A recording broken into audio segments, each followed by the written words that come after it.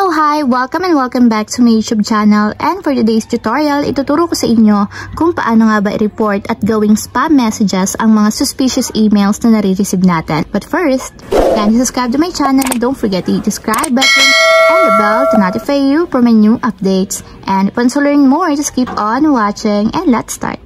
So ayan guys, for today's video, para makapag-report tayo or gawing mga spam messages, yung mga emails na sa tingin natin is hindi safe, ang gagawin lang natin is buksan muna natin ang ating email account. So mula dito sa email list, buksan nyo lang yung email na na-receive nyo na tingin nyo is suspicious. So for example, itong email na to. So possible na baka hacker or link to na dapat buksan natin. So guys, maging aware kayo once na may nare-receive kayo na ganitong email.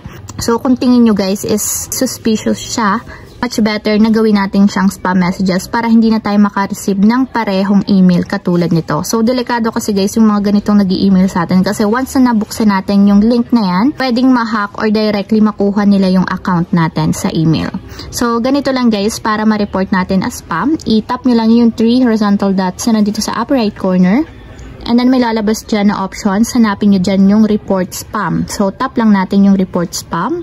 And automatic guys, hindi na sila makakapag-email ng katulad nun. Or pwede din naman natin silang i-unsubscribe. So much better guys na i-report natin sila as spam para hindi na tayo makareceive ng kaparas na email na katulad nun. So para lang mas safe and secure yung ating mga email account and ang ating personal information.